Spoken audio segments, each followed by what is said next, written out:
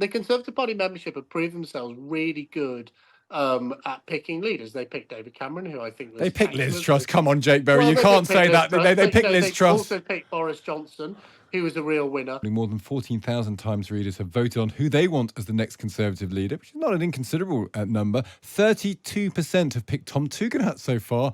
Kemi Badenoch and James Cleverly are behind on 22%. If you've got a subscription, you can cast your vote on thetimes.com or the app now. Just look for the article about the leadership battle. Of course, Times readers won't be choosing the leader. In the first part of the contest, it will be Conservative MPs like the former party chairman, Jake Berry. He's gone with the Times readers' choice of Tom Tugendhat, and we can speak to him now. Good morning, Jake. Morning, Stig. I'm no longer a Conservative MP. I lost at the election, so I won't be choosing quite yet. You'll be choosing as a member. You still a member? Oh, absolutely, and proudly so. So you will get a vote, and I'm glad to hear it. I've got to say, Jake, there's some surprise that you would go for the Remain voting centrist Tom Tugendhat, not someone maybe further to the centre right of the party. Well, Stig, I first got to know Tom when we were campaigning together against Boris Johnson trying to put up national insurance. He is he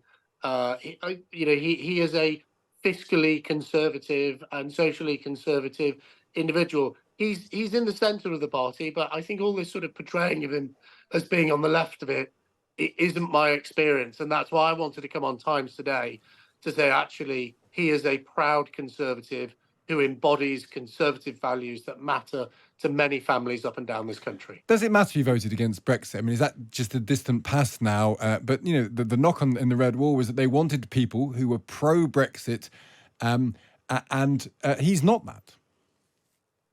Well, look, if we look at the last election, I think Brexit was virtually not mentioned. But look at that result.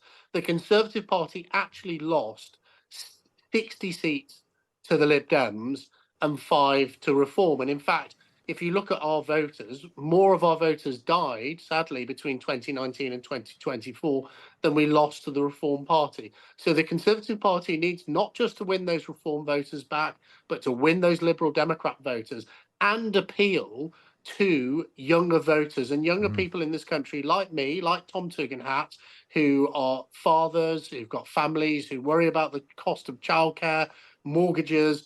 And that's why I believe that Tom is competent and, he is an alternative to the old guard of the Conservative Party. And leadership elections are about the future, Stig. And do you think that future is going after those southern Lib Dem seats rather than trying to win back the Red Wall, which you've never won really for a long period of the Conservative history? You did in 2019 because of Brexit. Do you think this sort of centrist focus will necessarily mean you looking more southward than northward? Well, Stig, I think it's a false dichotomy. I think, first of all, there doesn't need to be a centrist focus. Tom is focusing on conservative values that I think are appealing to families up and down this country. We need to rebuild the coalition of 2010, 2017 and 2019. And in all of those years, we won a broad coalition, including many of those seats in the South. We've lost the Liberal Democrats, but seats like mine in Rosendale and Darwen, which was a Red Wall seat that we won in 2010, 2017 and 2019, as well as, yes, appealing to levelling up. Tom, funnily enough, is the only candidate in this leadership election who came to the Northern Research Group, the group of Northern MPs conference that we held about levelling up, not once but twice. So he is really someone who gets this ambition that people have in northern communities to transform their lives. Reading your piece today, there was a slight feeling, you can correct me if I'm wrong here, that you're sick of people with big personalities who put themselves above the party. Is there a slight danger you want to foist someone boring on us? Because actually the past has been people who've tried to be interesting and that's caused problems.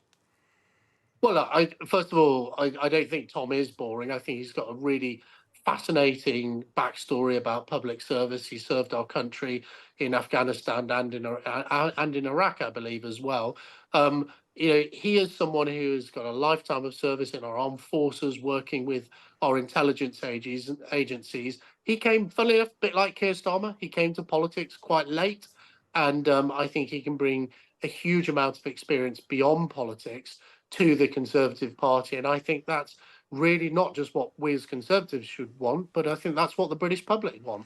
You mentioned young voters, and that is a huge problem for the Tories. You know that better than most when you look at the demographics of it. Are you worried that you want to attract more young voters, but ultimately the leader will be picked, the final two will be picked by predominantly old fogies? That's the nature of the membership vote. Are you worried about that you want to attract the young, but it's going to be old people making the decision?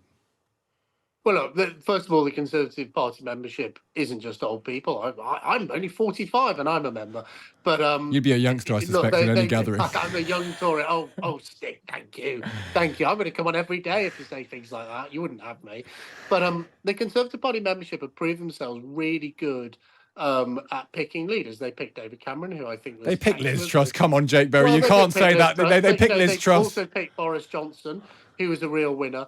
I think that the Conservative Party members, as well as being members of the Conservative Party, they are members of British society. And even if they are older, they have children, they have grandchildren, they use their local buses, they go to their local library, they go to the pub to watch the football.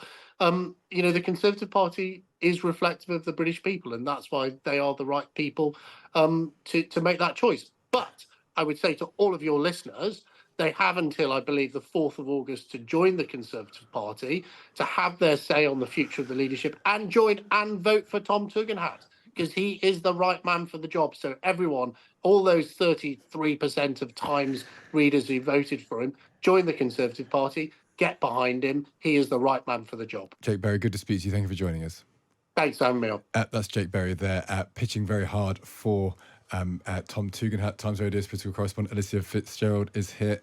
Alicia, we had Gito Harry on, and he was saying James Cleverly is the man to beat. He's the one with real experience. Where do you rank the contenders thus far? They've not all stepped forward. Only Cleverly and Tom have stepped forward. Yeah, so it's definitely early days, and I think over the course of today we'll definitely have more names come forward. But I think the general feeling is that we can expect Kemi Badenoch to come forward, Priti Patel, Robert Jenrick, potentially some people are saying Victoria Atkins as well, but she's a bit more of a maybe. And I think it's really interesting because for a long time Kemi was seen very much as the bookies' favourite here, but now we're definitely hearing stronger murmurs of people like James Cleverly and Tom Tugendhat. And although Jake is very much saying they are not towards the centre of the party, they are, especially when you compare them to the other contenders. Robert Jenrick, Kemi Badenoch and Priti Patel will be those further towards the right. And then you've got this other group who are more kind of one nation conservatives, I suppose. So it's interesting because it really depends on so many factors. Firstly, the MPs have to whittle them down to 4 contenders. They then speak to party members at the conferences in September. And then after that, it is down to the members who decide. And I think the reason why it's so hard to tell this time is because the makeup of the membership of the party has changed so much over this election. So many Conservative members actually stopped their membership either to go to Reform or to not be a member of anything and maybe vote for the Liberal Democrats, as Jake was alluding to there. So we've had quite a drastic change of who actually is in the Conservative Party. So it's really hard to tell. And we don't know. One thing that struck me, because I never realised this, but when it was the Liz Truss versus Rishi Sunak, we didn't even know how many people were voting. We didn't know how many people were in the party, who they were. And so it really, for the rest of the country, it becomes quite a blind vote, doesn't it? You've got really no idea who will be voting for the final two. It does, because it's not like at a general election where you generally know who's in the country. You know, there's so much publicly available data about the average age of voters, the average, wealth or where they're from. That's all very much available. This is far more under wraps. And that's the thing. We just don't really know at the moment who the Conservative Party members are. And that will really be the deciding factor. Is it going to be people who feel like the Conservative Party needs to go further towards the right to get those Reform votes back? If so, we might see someone like Kemi, we might see a Robert Jenrick kind of figure. If not, if it is the people who stayed and didn't leave to go to Reform potentially during the election, then the chances are we won't see that. So it really does all depend on who these members are. Really interesting stuff. It's going to be a long, long run as well, because we won't find that out until November, but there'll be plenty of manoeuvring until then. Alicia, great to speak to you. Thank you for joining us. That's Alicia Fitzgerald, Times Radio's political correspondent.